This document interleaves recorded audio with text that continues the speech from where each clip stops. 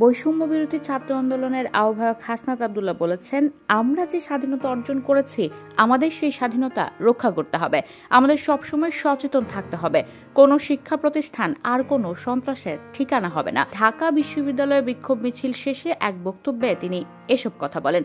হাসনাত আব্দুল্লাহ বলেন, আওয়ামী লীগের বিরুদ্ধে আমাদের লড়াই, ছাত্রলীগের বিরুদ্ধে আমাদের লড়াই, যুবলীগের বিরুদ্ধে আমাদের লড়াই, নির্যাতন নিপীড়নের বিরুদ্ধে লড়াই এবং ফ্যাসিবাদের বিরুদ্ধে লড়াই। এ লড়াই একটা বিপ্লবের।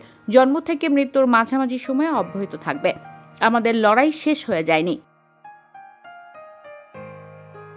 এ সময় শিক্ষার্থীরা ছাত্রলীগ যে পথে, ছাত্রদল সেই পথে, সন্ত্রাসীদের কালো হাত ভেঙে দাও, গুড়িয়ে দাও, ইনকেলাব জিন্দাবাদ, সন্ত্রাসী মুর্দাবাদ, কুয়েটে রক্ত ঝরে ওয়াসিম তোমার মনে পড়ে ইত্যাদি স্লোগান দিতে থাকেন।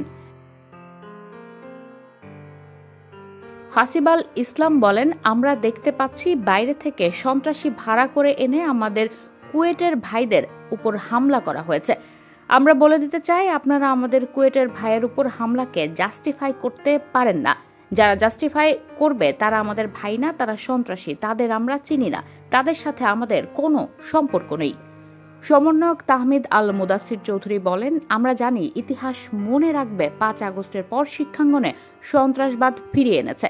একসময় ছাত্রলীগ শিক্ষাঙ্গনে সন্ত্রাসবাদ কায়েম করেছিল, তারা এখন বিলুপ্ত হয়ে গেছে।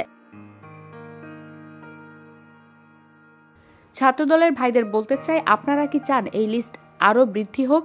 আমরা দেখতে পেয়েছি কুয়েটের হামলার ঘটনা আমাদের ঢাকা বিশ্ববিদ্যালয়ের কিছু কুলাঙ্গার বৈধতা দিয়েছে।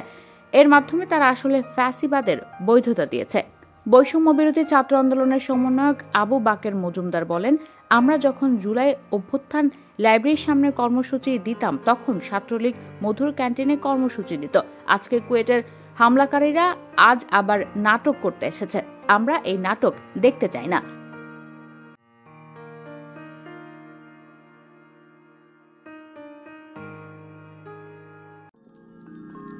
You are watching Raj TV, Jagorone, Bangladesh. Please subscribe our channel.